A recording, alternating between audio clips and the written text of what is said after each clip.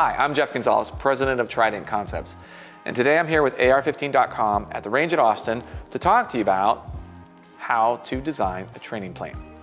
So, with everything that's going on right now, designing a training plan is probably now even more important. Aside from the known value of actually having an agenda that you can follow and kind of see progress over time and ultimately get to a goal, with ammo being in such short supply, it'll be nice to be able to know that you're investing in not just yourself, but the purchase of the ammunition that you need to be able to work through the training scenarios.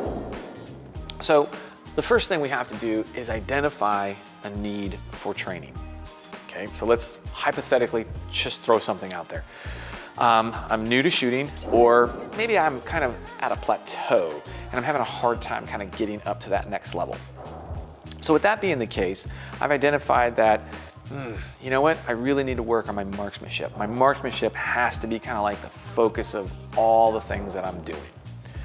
So I've identified my training need. It's going to be marksmanship centric. The very next thing that you're going to need to do is to assess your current skill level. We're not going to know where to go if we don't have a place to start.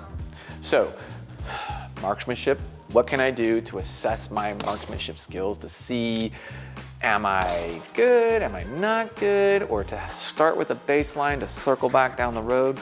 So what are some examples? Well, there's a lot of bullseye-centric drills that are out there that would be a great tool to use, but be careful because they can also really kind of be a shock to the system and you realize, holy crap, I'm never going to be able to shoot this well. So yeah, there's some great drills that you might find that could assess your marksmanship skills. Just take them with a grain of salt. If they have you performing the drill at, say, like the 25 and you're starting out, maybe you do it at the 15. If the drill has a hard time, maybe you shoot it without a clock. If the drill has you shooting a really tight bullseye for score, maybe you just shoot an 8 ring.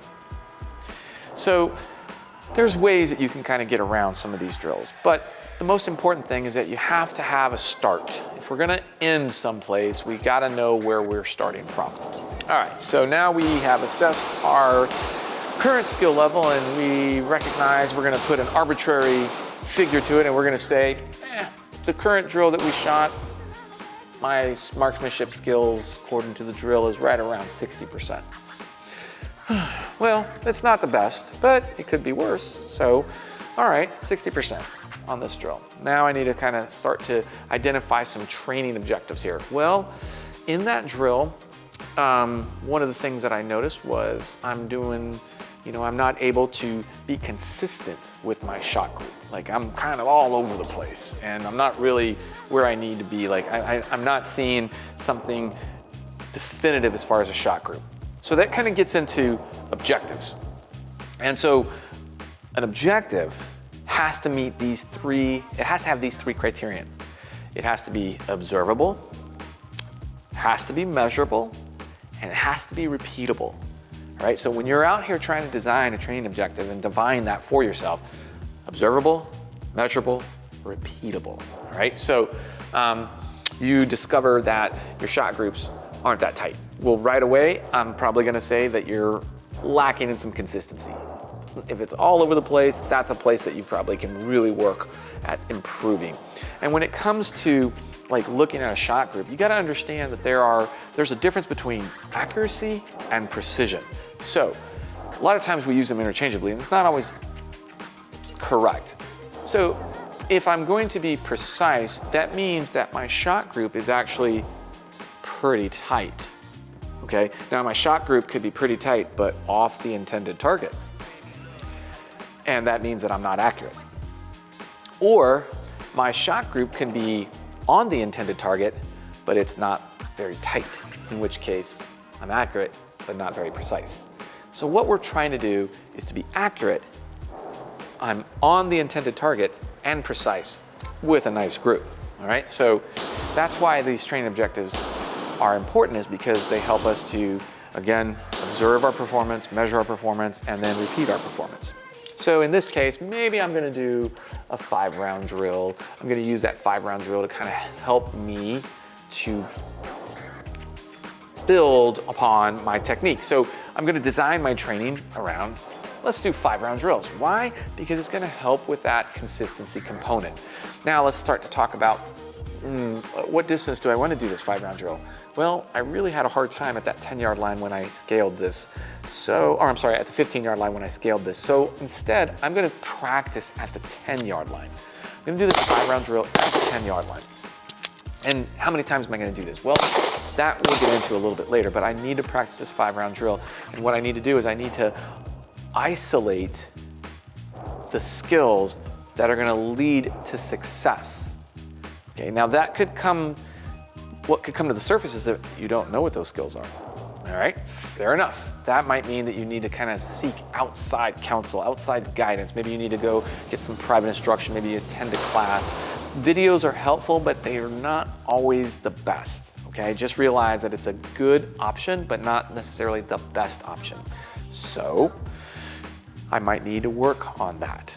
Once I have designed the training up to this point, and I have implemented this training, that implementation of the training is where I hopefully start to see myself improving.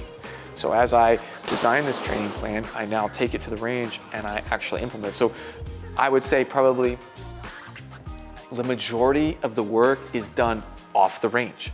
You've got to sit down, you got to identify that need for training. Assess your skill does require you to go to the range and do something, but then you need to sit down and define what those training objectives are so that you can design your training, right? I'm going to do multiple 5-round drills at the 10-yard line, and I'm just going to shoot it at an 8-inch target zone, right? Because that's going to help us to start to build some momentum. You don't have to go right into shooting a bullseye right away because you want to try to score yourself. Maybe that's good for some people, but maybe it's not good for all people. Now the world don't move to the beat of just one drum. And then once you've implemented that training, now what we need to start to do is we need to evaluate our own training. Is this working, right? So I'm looking at 3 things at that point. Did I get better? Did I stay the same? Did I get worse? If I got worse, then my training plan needs to be rethought. If I stayed the same, why? Well, maybe I need more time. Maybe I've only done this training plan once or twice at the range. So you gotta measure your expectations, or I'm sorry, meter your expectations. Don't think that just because you've done all this work, overnight you're gonna be an instant success. It's gonna take time, all right? So, all right, let me give myself 5 trips to the range using this plan before I make a decision. Okay, so I'll evaluate it. Gone 5 times, evaluate my training, and I'm seeing improvement. Okay, great. Now what? What do I do? Well, honestly, a lot of times I tell people just continue to repeat what you've been doing that has led to success, right? There's that repeatability event. Why? Because what that's gonna do is that's gonna help you to really refine your technique. Because right now, think of it as just a rough skill set.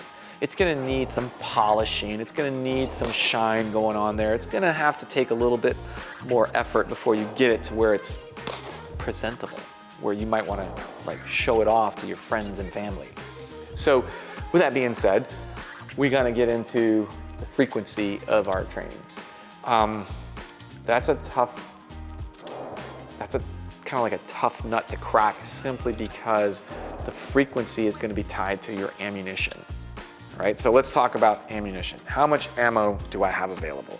Well, ideally it would be nice if I can at least use a box of ammo. If I can dedicate a box of ammo, great, that's awesome. Now what I need to do is commit to a frequency interval with a box of ammunition. So how many times do I want to go to the range? I want to go once a week, once a month, once a quarter, once a year. This is where you're going to have to kind of take a step back and really ask yourself, how much of my treasure do I want to invest? Because right now, ammo is in short supply. So we're going to want to make do with less. So maybe in the ideal setting, going to the range once a month is perfect. It's awesome. You can fit it in your schedule. You can afford the ammunition. Maybe instead of a single box, you can use 2 boxes at that point. but right now, maybe that's not realistic. Well, once a quarter is still great, but again, you've got to meter your expectations, realizing that if you're only going once a quarter, you're probably not going to see a lot of improvement quickly, right? But it's still commitment, it's still hard work, it's still moving the needle forward. So in my opinion, that's still valuable. I don't like to get too wrapped around the axle with trying to provide specifics on what should be your range frequency, because everybody is dealing with their own life complications differently. Whatever that could be. Access to ammo, access to funds, access to a range, all of that plays into the equation, and sometimes a lot more complicated. So what I choose to do is to provide you with a broader understanding of what it means to really design a training plan, and then help to try to create that training plan. Now, if we dedicated 50 rounds to my training, I would take that 5-round drill that I shot, and I would probably repeat that 4 times. And that would be 20 rounds total.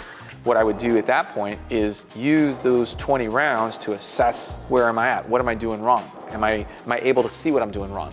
And really the first thing that I'm trying to do is I'm just trying to be consistent. I noticed that that was something that I lacked as far as repeatability. I just want to be consistent. So 4 repetitions of 5 rounds allows me to try to develop a little bit of repetition. After that, I'd probably integrate some dry fire along with live fire drills, and then maybe I'd break it down, isolate it down to maybe just doing some 1-round drills. After I've done those 1-round drills, I'm probably going to want to circle back and maybe finish my session with 2 5-round runs, but this time I'm going to push it out to that 15-yard line and see if I have made some improvements. And at the end of the session, I either got better, stayed the same, or got worse. So it's an abstract concept that I'm trying to fill in with some hypotheticals, because it's difficult to try to give specific guidance when it's just so big and nebulous. If you've got questions, or you have some, maybe you have a known error, feel free to post it down below. And if it's something that we can work on, we can probably provide you with some insight and guidance on what to do to try to create your own training plan to try to solve some of those issues that you're having. Until then, I'm Jeff Gonzalez. Please feel free to hit that subscribe button, or if you haven't already posted, please do so now. Until then, take care and stay safe.